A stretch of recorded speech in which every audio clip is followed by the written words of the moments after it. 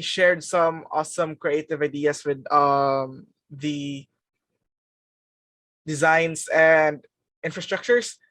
Anyways, let's keep moving forward and let's go on to our next speaker. For our next speaker, he's the president at ImageAppeal and owner at Connect LLC. Let's give it up for Corey. Hi, Corey. Hello, everybody. Let me see if I can get my camera going here. There we go. Very, very good. Nice to have everyone's attention. I appreciate the time. Let's talk about design and the footwear industry. Let me see if I can spin my camera around. I would like to show you guys something. Spin, Mr. Spin. There we go. Buttons. Bang. Sneakers. Now, let's talk about design and aesthetics and design in the footwear industry. I could go any direction, but I'm going to go in a direction of a Yeezy sneaker, and I'm going to tell you why. The Yeezy brand, maybe you guys are familiar with this artist, Kanye West. This man has literally changed the game in footwear design by having such a unique aesthetic in his shoe. Let me put you guys down for a second.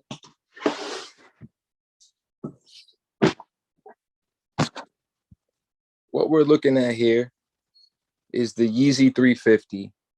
This is one of the first, it's not the first, but it's one of the first designs that came out by this brand. And when we talk about aesthetics and footwear design, the reason why I use this shoe as an example is they came into the game and literally added new features to sneakers, which have been around for centuries, but literally changed everything with just a few unique approaches. One, this full bottom unisole and this knit upper was all really brand new to the game, sneaker game, when this shoe came out. And it's subsequently went on to be copied per se. There's also a few other companies that have copied great designers, such as the late great Virgil Abloh. Nike has taken a lot of influence from the things that he brought to the company. When we talk about design and influence, you know, let's go for another pair here.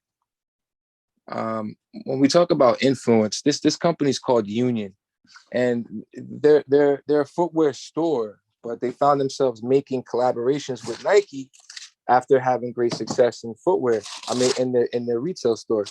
So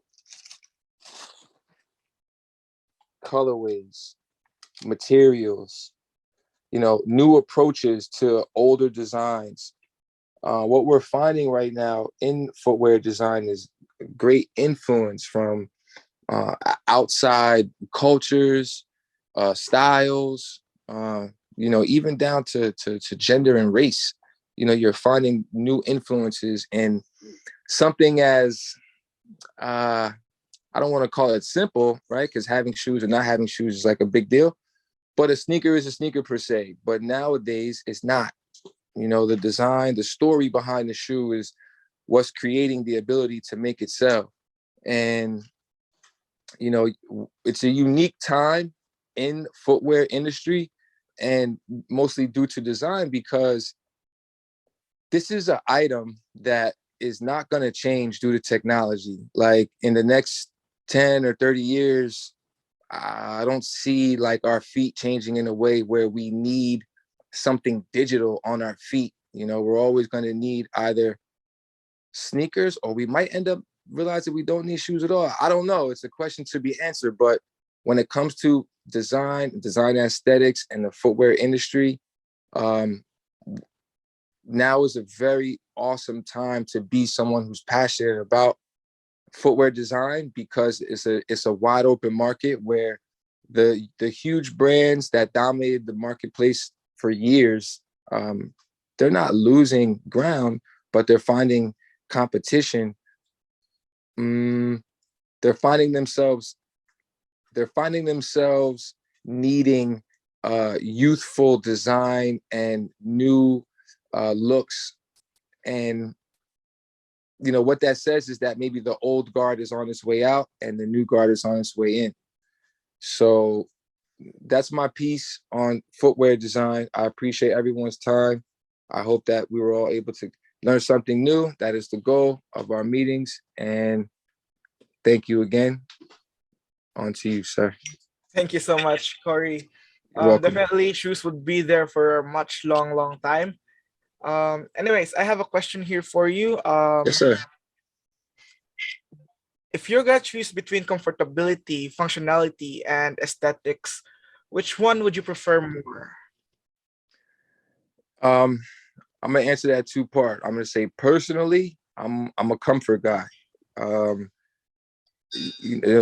That matters to my feet and to my everyday movements. Then again, for someone else, I think they would choose aesthetic. I think they would go for the shoe that, again, I'm talking about men, women, from leisure to dine wear. People will choose the shoe that fits the need versus how their foot feels in it. Right. At the end of the day, it boils down to the person's preferences. So yeah, I agree with that, Curry. Thank you so much. You're welcome, guys. Okay. Thank you for the time, Curry. Awesome. I'm tuning in the background. Okay.